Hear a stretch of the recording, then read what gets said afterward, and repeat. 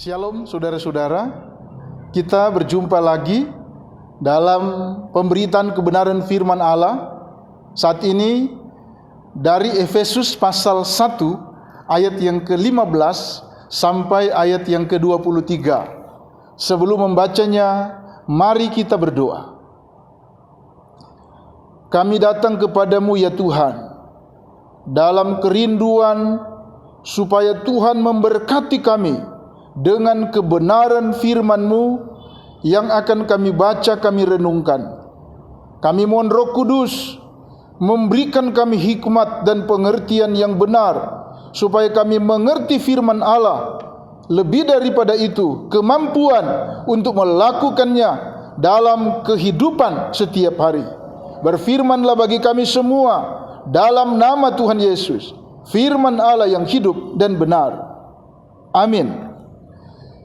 Firman Tuhan dalam Efesus pasal 1 ayat yang ke-15 sampai ayat yang ke-23, firman Tuhan berkata-kata sebagai berikut.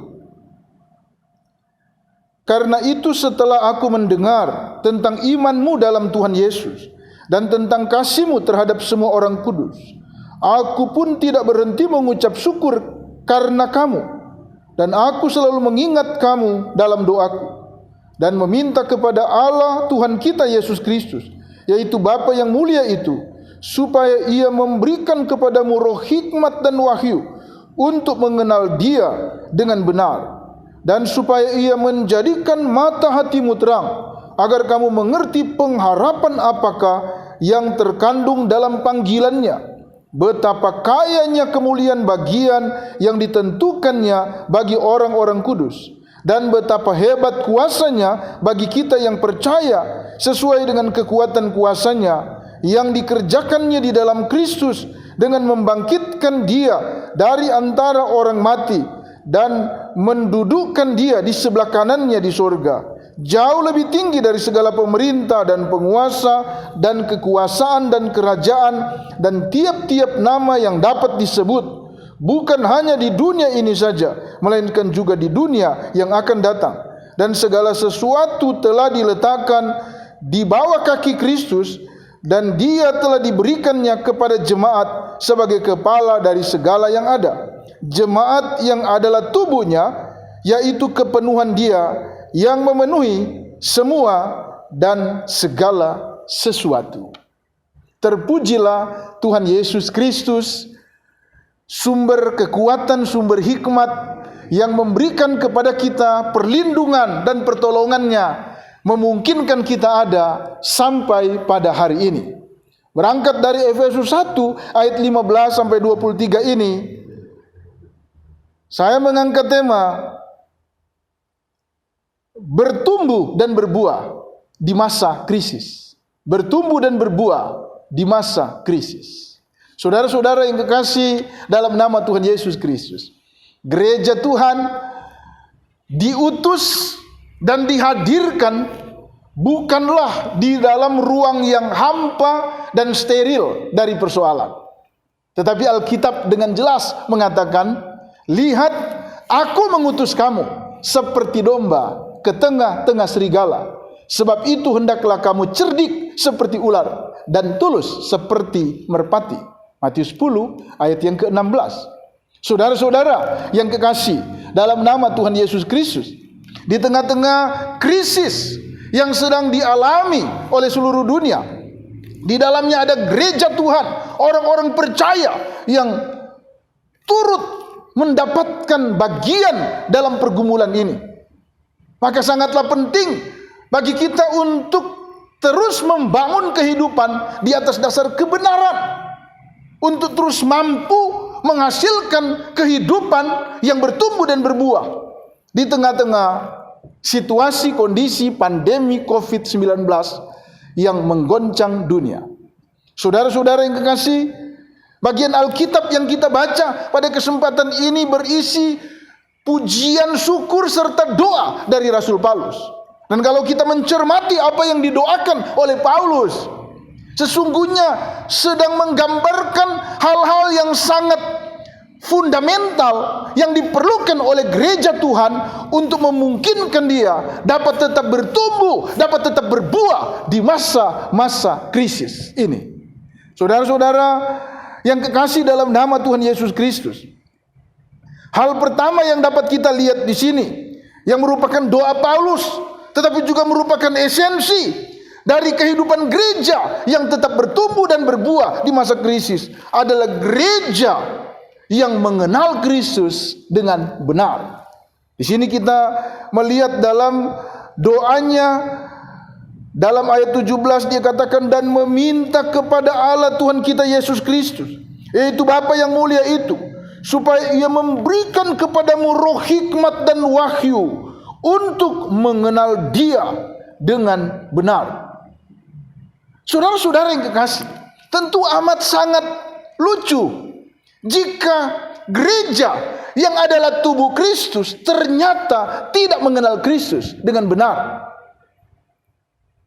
Dan pengenalan akan Kristus ini tentu tidak bersumber dari kemampuan rasionalitas manusia, kemampuan akademik yang dimiliki oleh manusia, tetapi pengenalan Kristus itu dengan jelas dikatakan di sini bersumber dari roh hikmat dan wahyu. Saudara-saudara yang kekasih,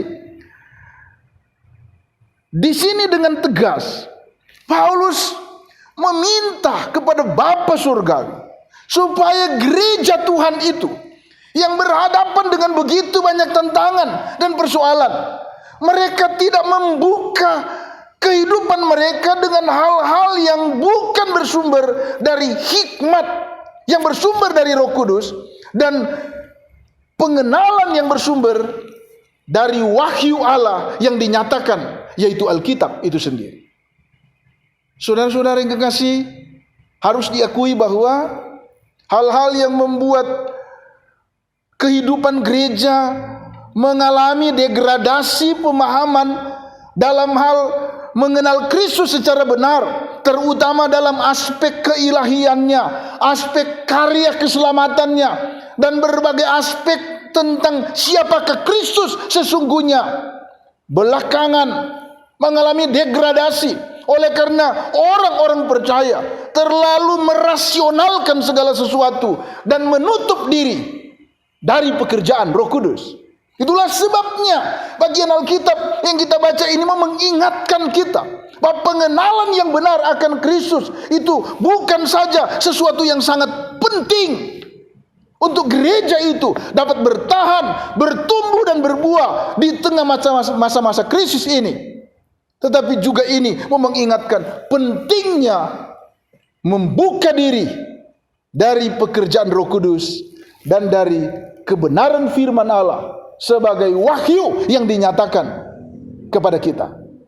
Saudara-saudara yang kekasih dalam nama Tuhan Yesus Kristus, ini sangat penting supaya orang-orang percaya jangan sampai kehilangan orientasi dengan merasionalkan imannya, sehingga kemudian gereja Tuhan semakin hari saja semakin kehilangan kekuatan, daya tahan dalam menghadapi kehidupan. Karena apa? Karena tidak lagi mengenal Kristus secara benar sesuai dengan apa yang dinyatakan oleh kebenaran firman Tuhan kepada kita. Alkitab dengan tegas mengatakan bahwa segala tulisan yang diilhamkan Allah, yaitu firman Tuhan ini, memang bermanfaat untuk mengajar, untuk menyatakan kesalahan, untuk memperbaiki kelakuan, dan untuk mendidik orang dalam kebenaran. Jika gereja Tuhan telah kehilangan keyakinan terhadap kebenaran yang berotoritas ini, wahyu Allah yang berotoritas ini, dari manakah lagi gereja Tuhan menjadikan pedoman untuk mengenal Kristus dengan benar? Apa yang dinyatakan dalam Alkitab ini tentang Kristus cukup bagi kita, lebih daripada cukup untuk dapat kita benar-benar bertumbuh di dalam kesukaran-kesukaran, di tengah kesulitan apapun yang kita sedang hadapi. Itu hal yang pertama. Tapi juga hal kedua, untuk memungkinkan gereja dapat tetap bertahan, bertumbuh dan berbuah di masa-masa krisis, adalah ketika gereja berakar kuat pada panggilan Tuhan. Ini jelas sekali dalam ayat yang ke-18 dikatakan, dan supaya ia menjadikan mata hatimu terang, agar kamu mengerti pengharapan apakah yang terkandung dalam panggilannya, betapa kayanya kemuliaan bagian yang ditentukan bagi orang-orang kudus. Kekayaan kasih karunia Allah yang telah memanggil orang-orang percaya dari segala latar belakang, suku, bahasa, budaya, dan menjadikan kita satu komunitas orang percaya, tubuh Kristus. Doa Paulus kepada gereja Tuhan di Efesus, supaya Tuhan membukakan mata hati mereka, supaya mereka bisa melihat kekayaan kemuliaan dari panggilan Allah di dalam Kristus Yesus. Ini sangat penting, supaya gereja tidak merendahkan nilai daripada panggilan itu sendiri. Ketika siapapun di antara kita, orang percaya, mulai merendahkan nilai panggilan itu yang begitu kaya dan begitu mulia, maka dia tidak akan lagi memiliki spirit yang kuat untuk melayani Tuhan dengan sepenuh hatinya. Kekayaan panggilan ini begitu mulia jika dibandingkan dengan kehidupan kita yang penuh dengan dosa. Disinilah kekayaan kemuliaannya. Sesungguhnya siapapun di antara kita, tidak ada yang cukup layak, tidak ada yang cukup memenuhi standar Allah untuk dapat berkenan kepada Tuhan. Hanya oleh karena kasih karunia-Nya, Dia sudah memanggil kita, Dia merancang kita menjadi umat-Nya, Dia memanggil kita, menyelamatkan kita. Dan itu bukan karena kehebatan kita. Efesus 2 ayat 8 dan 9 berkata, sebab karena kasih karunia kamu diselamatkan oleh iman. Itu bukan hasil usahamu, tetapi pemberian Allah. Itu bukan hasil pekerjaanmu. Jangan ada orang yang memegahkan diri. Jadi jauhkanlah daripada kita untuk memegahkan diri, sebab segala bentuk kemegahan dan kesombongan diri sebenarnya itu adalah bentuk merendahkan nilai panggilan Allah dalam hidup kita. Nilai panggilan Allah itu begitu mulia. Jadi gereja yang mampu bertahan, bertumbuh dan menghasilkan buah di masa krisis adalah gereja yang bukan saja mengenal Kristus secara benar, yang pertama, tapi juga yang kedua, gereja yang berakar kuat pada panggilannya di dalam Kristus. Dan yang ketiga, gereja yang bertahan, bertumbuh dan berbuah di masa krisis adalah gereja yang terus mengobarkan semangat pemberitaan Injil tentang karya Kristus bagi dunia ini dengan jelas dalam ayat-ayat yang sudah kita baca tadi, ayat yang ke-19 sampai ke-23, dan dia katakan, dan betapa hebat kuasanya bagi kita yang percaya, sesuai dengan kekuatan kuasanya yang dikerjakannya di dalam Kristus, dengan membangkitkan Dia dari antara orang mati dan mendudukkan Dia di sebelah kanannya di sorga. Ini bicara tentang prosesi karya Kristus. Mulai dari Getsemani, Golgota, sampai di kubur kosong, Dia terangkat ke sorga, dan Dia berada di sebelah kanan takhta Sang Bapa. Inilah esensi daripada Injil. Dan gereja yang mampu bertahan, yang mampu untuk bertumbuh dan berbuah adalah gereja yang tetap fokus memberitakan kebenaran Injil ini, bahwa Yesus yang kita sembah, Dia adalah Tuhan yang telah datang ke dalam dunia menjadi manusia, merendahkan diri, taat sampai mati, bahkan sampai mati di kayu salib untuk menebus dosa manusia. Dan kita harus memproklamasikan bahwa kubur tidak mampu menahan Dia. Dia bangkit dari antara orang mati, dan ini merupakan tugas utama gereja. Yesus katakan bahwa beritakanlah ini sampai kesudahan zaman. Matius 28 ayat 19-20. Karena itu pergilah, jadikanlah semua bangsa muridku, baptislah mereka dalam nama Bapa, Anak dan Roh Kudus, dan ketahuilah aku menyertai kamu senantiasa sampai kepada akhir zaman.